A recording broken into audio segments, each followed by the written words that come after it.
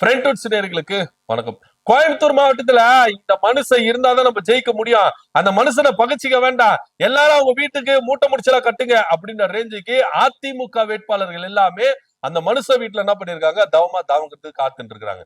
இவர் இருந்தாலும் ஜெயிக்க முடியுமா? இவருதான் இவ்வளவு பெரிய ஆளா? அதெல்லாம் முடியாது, கிளம்புப்பா அப்படின்னு சொல்லிட்டு அதிமுக வேட்பாளர்களை சிலர் என்ன பண்ணிருக்காங்க, ஆப்சென்ட் ஆயிருக்காங்க.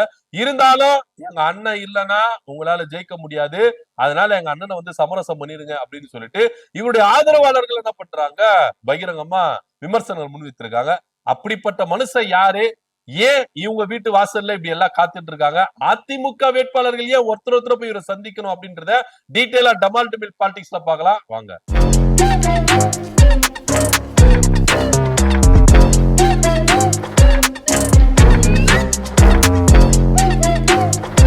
தேர்தல் திருவிழா ரொம்ப சூடு பிடிச்சிருச்சு அப்படின்னு சொல்லலாம். குறிப்பா 234 தொகுதிகள் இருந்தாலும் ஒட்டுமொத்தமா கோயம்புத்தூர் மாவட்டம் மட்டும் இப்ப போக்கஸ் பண்ணி இருக்கிறாங்க. கொங்கு பெல்ட் அப்படி எடுத்துட்டீங்கனாலே அது முக்கிய அங்கம் வகிக்கிறது கோயம்புத்தூர் மாவட்டம் தாங்க. இந்த கோயம்புத்தூர் மாவட்டத்துல இப்ப யார் ஜெயிக்க போகிறா? ஒரு பக்கம் அதிமுக, இன்னொரு பக்கம் திமுக, இன்னொரு பக்கம் பாஜக அப்படின்னு சொல்லிட்டு ஒரு கள நிலவரமே அங்க இருக்கு. எல்லாருடைய போக்கஸ் அங்கதான் இருக்கு அப்படின்னு நம்ம எடுத்துக்கலாம். கடந்த தேர்தல்ல கரூர் மாவட்டத்துல போட்டியிட்ட செந்தில் பாலாஜி அவர்கள் இந்த தடவை கோயம்புத்தூர் மாவட்டத்துக்கு வந்திருக்கிறாரு. இது திமுகவின் நிலைப்பாடா இருக்கு. ஏற்கனவே திமுகவுல செந்தில் பாலாஜி அவர்கள் என்ன சொன்னார்னா, இந்த தேர்தல்ல கொங்கு பெல்ட் முழுக்க நான் என்ன பண்ண போறேன், திமுகவுக்கு ஸ்டாலின் சார் அவர்கிட்ட போய் என்ன பண்ண போறேன், நான் பரிசா கொடுக்க போறேன், அந்த அளவுக்கு இறங்கி வேலை செய்யணும் அப்படின்ற ரேஞ்சுக்கு அவர் என்ன பண்றாரு, இறங்கி வேலை செஞ்சுட்டு இருக்காரு. ஏன் கரூர் தொகுதியில நிக்காம கோயம்புத்தூர் மாவட்டத்துக்கு ஒரு தாவி இருக்கிறாரு அப்படின்னா விஜய் ஏற்படுத்தின தாக்கமா அப்படின்னா அது கிடையவே கிடையாது. ஏங்க, எங்க தலைவருக்கு தெரியுங்க நான் எங்க நிக்கணும் ஏது நிக்கணும்னு சொல்லிட்டு. கரூர் மாவட்டத்தையும் நான் வெற்றி கனியா என்ன பண்ண போறேன், ஸ்டாலின் சாருக்கு கொடுப்பேன். கோயம்புத்தூர் மாவட்டத்தின் வெற்றி கனியாவும் நான் எங்க தலைவருக்கு அர்ப்பணிப்பேன் அப்படின்னு ரேஞ்சுக்கு அவரு சூளுரைத்தை எடுத்து என்ன பண்றாரு, ஒரு பக்கம் வேலைகளை ஸ்டார்ட் பண்ணிட்டு இருக்காரு. இந்த பக்கம் அப்படியே நம்ம என்டிஏ கூட்டணிக்கு வந்தோம்னா இவங்க கூட்டணி தான் ஒண்ணு, ஆனா கட்சிகள் வேற வேற, இவங்களுக்குள்ளே சண்டை மாறி மாறி இருக்குது அப்படின்றதுதான் யதார்த்தமான உண்மையா இருக்கு. இந்த நாடாளுமன்ற தேர்தல சட்டமன்ற வாரியா நம்ம பிரிக்கும் பொழுது அண்ணாமலை அவர்களுக்கு கவுண்டம்பாளையம், சிங்காநல்லூர் இந்த 2 தொகுதியில இருந்து அதிகப்படியான வாக்குகள் வந்திருக்கு அப்படின்னு அவரு எல்லா டேட்டாவும் லிஸ்ட் பை லிஸ்டா எல்லா டேட்டாவும் எடுத்துட்டு டெல்லி தலைமையை போயிட்டு அணுகிறாரு. நீங்க அதிமுக கிட்ட எத்தனை தொகுதி கேட்பீங்களோ கேட்க மாட்டீங்களோ அது எனக்கு தேவையில்லாத விஷயம், ஆனா நமக்கு ஒதுக்கப்படுகிற தொகுதியில கவுண்டம்பாளையம் தொகுதி, சிங்காநல்லூர் தொகுதி இந்த 2 தொகுதி வேணும் அப்படின்னு டெல்லி பாஜகவை அண்ணாமலை அவர்கள் கொடன்னு கொடைஞ்சி என்ன பண்ணிருக்காரு, வச்சிருந்திருக்காரு. டெல்லி பாஜகவும் இபிஎஸ் கூப்பிட்டு நீங்க எத்தனை தொகுதினா ஒதுக்குங்க, ஆனா தயவு செய்து சிங்காநல்லூர் தொகுதியும் கவுண்டம்பாளையம் தொகுதியும் ஒதுக்கிடுங்க அப்படின்னு சொல்லிட்டு அவங்க தரப்புல என்ன பண்ணிருக்காங்க, கோரிக்கையை முன்வைத்திருக்காங்க.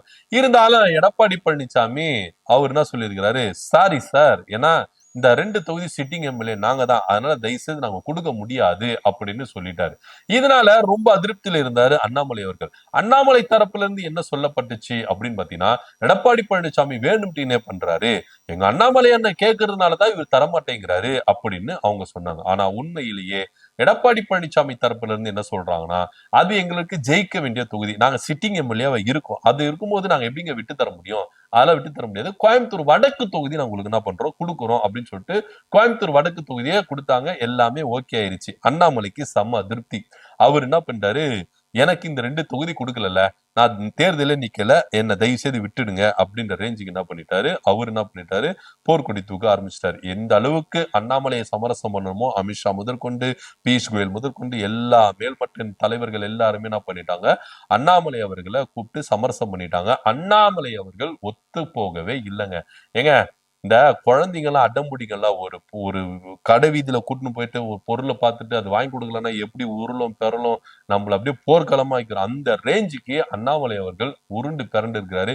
எனக்கு கொடுத்தா சிங்காநல்லூர் கவுண்டம்பாளையம், இல்லையா எனக்கு தேர்தல வேண்டாம் அப்படின்ற ரேஞ்சுக்கு என்ன பண்ணிட்டாரு, அவரு விடாப்படியா இருந்துட்டாரு. ஆனா இருந்தாலும் எல்லாருக்கும் ஒரு நம்பிக்கை இருந்து அண்ணாமலை அவர்கள் எதனா ஒரு தொகுதியில் நின்றுவாரு, அதாவது கோயம்புத்தூர் வடக்கு தொகுதியில நின்றுவாரு அப்படின்னா அங்க வானதி சீனிவாசன் அக்கா விடாப்படியா இருந்துட்டாங்க, அந்த தொகுதி விட்டு தர முடியாது அப்படின்றது. சரி, எதனா ஒரு தொகுதியில நிப்பாருப்பா, உடாம்பா மொடக்குறிச்சியில நிப்பாரு, எதனா ஒரு தொகுதியில நிப்பாரு அப்படின்ற ரேஞ்சுக்கு தான் எல்லாருமே பேசப்பட்டிருந்தாங்க. அதிமுகவுல எல்லாரும் என்ன பண்ணாங்க, அப்படிதான் இருந்தாங்க. குறிப்பா அண்ணாமலை அவர்கள் கோயம்புத்தூர் மாவட்டத்தில் இப்படி போக்கஸ் பண்ணிட்டு இருக்கிறாங்களே, இதனால உள்ளடி வேலை பார்த்துருவாங்களா அப்படின்ற ஒரு பயம்.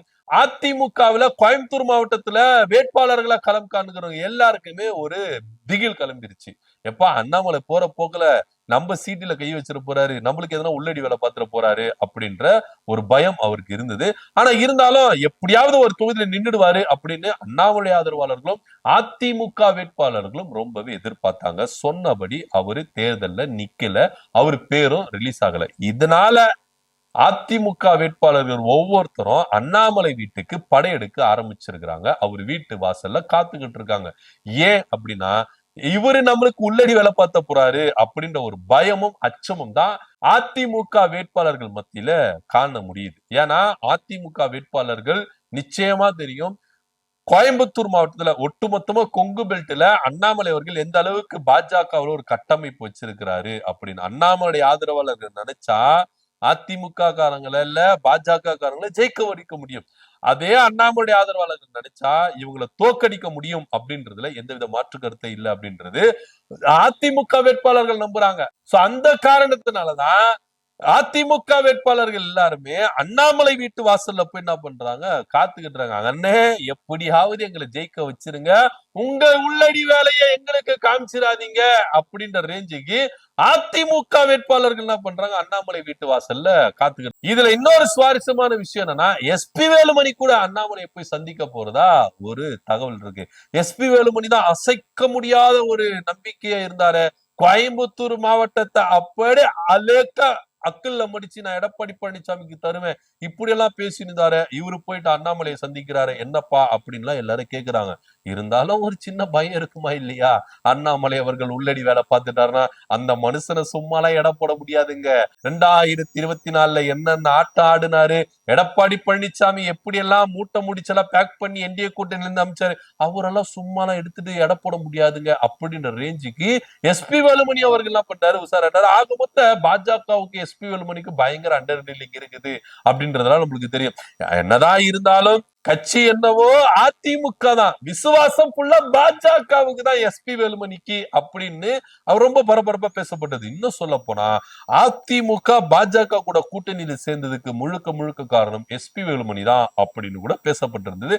அந்த ரேஞ்சுக்கு பாஜகவுக்கும் எஸ்பி வேலுமணிக்கும் அந்த அளவுக்கு அண்டர் டீலிங் இருக்கு. அதனால ஒரு மரியாதை நிமித்தமா அண்ணாமலை போய் சந்திச்சிருவோம், அவருக்கு சீட்டு கொடுக்கலன்ற ஒரு கோவத்துல நம்மளுக்கு எதனா உள்ளடி வேலை பார்த்துட போறாங்க அவங்க ஆதரவாளர்கள், அப்புறம் ஒட்டுமொத்தமா இங்க ஜெயிக்க முடியாது அப்படின்ற ரேஞ்சுக்கு அதிமுக வேட்பாளர்கள் எல்லாருமே என்ன பண்றாங்க, அண்ணாமலை வீட்டு வாசல்ல தவம் காத்துட்டு இருக்காங்களாம். ஆனா அண்ணாமலை ஒரு வார்த்தை தெள்ள தெளிவா சொல்லிட்டாரு. இன்னும் குறிப்பா சொல்ல போனா கவுண்டம்பாளையம் தொகுதியில நிக்கிற அருண்குமார் அவர்கள் தெள்ள தெளிவா சொல்லிட்டாரு. போய் நேரடியா பார்த்திருக்கிறாரு. அண்ணே நம்மளுக்கு எதனா பார்த்து பண்ணிடுங்கண்ணே, அப்படி எதனா செஞ்சிட போறீங்க அப்படின்னு. உடனே அண்ணாமலை அவர்கள் சொல்றாரு, அண்ணே நான் 23ஆம் தேதி ஓட்டு போட்டுட்டு பூத்துல போய் உட்காந்துருவேன், உங்களுக்கு நான் பூத் லெவல்ல இறங்கி வேலை பாக்குறேனே, நீ என்ன இது மாதிரி சொல்ற அப்படின்ற ரேஞ்சுக்கு அன்பை ரொம்ப பரிமாறிருக்காங்க. ஆனா இருந்தாலும் அவங்க ஆதரவாளர்கள் நம்ப முடியாது சார், அண்ணாமலை சார் உங்க ஆதரவாளர்கள் ரொம்ப டேஞ்சரஸ் அப்படின்ற ரேஞ்சுக்கு எல்லாருமே பகீல் கடுப்பிட்டு இருக்காங்க. ஏன்னா அண்ணாமலை ஆதரவாளர்கள் சும்மா கிடையாது. அண்ணன் சொன்னா அப்படியே தீயா வேலை செய்வாங்க, சொல்லலைன்னா அப்படியே சுருண்டு உக்காந்துருவாங்க. அந்த ரேஞ்சுக்கு நம்மளுக்கு வார் ரூம் எல்லாம் கேள்விப்பட்டதே இல்லையா? அண்ணாமலை தலைவரா இருக்கும் போது என்னென்ன வச்சு செஞ்ச பாஜக தலைவர்களையே வச்சு செஞ்சவங்க இவங்க எல்லாம் எந்த மூலிக்கைங்க அப்படின்னு எல்லாருக்கும் என்ன பண்ணது நினைக்க தோணும். உண்மையிலேயே அண்ணாமலைக்கு சீட்டு கொடுக்கல அப்படின்ற ஒரு வருத்தம் அண்ணாமலையுடைய தொண்டர்கள் மத்தியில இருக்குது அப்படின்றதுல எந்தவித மாற்று கருத்து இல்லை. ஆனா இருந்தாலும் அண்ணாமலை அவர்கள் கோயம்புத்தூர் மாவட்டத்துல இறங்கி வேலை செய்ய போறாரா, இல்ல தேர்தலே வேண்டாம் அப்படின்னு ஒதுங்கி உட்கார போறாரா அப்படின்றதா ஒரு பெரிய கேள்விக்குரியாது. பொறுத்திருந்து பார்க்கலாம். ஏன்னா கோயம்புத்தூர் மாவட்டம் ஒரு பக்கம் செந்தில் பாலாஜி நான் எல்லா கொங்கு பெல்ட்ல இருக்கிற தொகுதிகளையும் அப்படியே வெற்றிக்கணையா தலைவர் ஸ்டாலின் அவர்களுக்கு கொடுக்க போறேன் அப்படின்னு அவரு ஒரு பக்கம் சூழல் எடுத்துட்டு இருக்காரு. இந்த பக்கம் கோயம்புத்தூர் மாவட்டத்துல ஃபுல்லா அவுட் ஆயிடும் போல இருக்கு. ஏன்னா அண்ணாமலைக்கு சீட்டு கொடுக்கல. எப்ப அவர் ஒரு தொகுதி தானேப்பா கேட்டாரு, எதனா ஒரு தொகுதி விட்டு கொடுத்திருந்தா இன்னைக்கு கோயம்புத்தூர் ஃபுல்லா நம்மளுக்கு என்ன பண்ணிருக்கலாம், வெற்றி கனி அடிச்சிருக்கலாமே அப்படின்னு சொல்லிட்டு மே 4ஆம் தேதி சொல்ல போறாங்களா என்ன அப்படின்னு நம்மளுக்கு தெரியல. ஆனா இருந்தாலும் எடப்பாடி பழனிசாமி இந்த தொகுதியை ஒதுக்க முடியாது விடாப்படியா இருக்கிறாரு.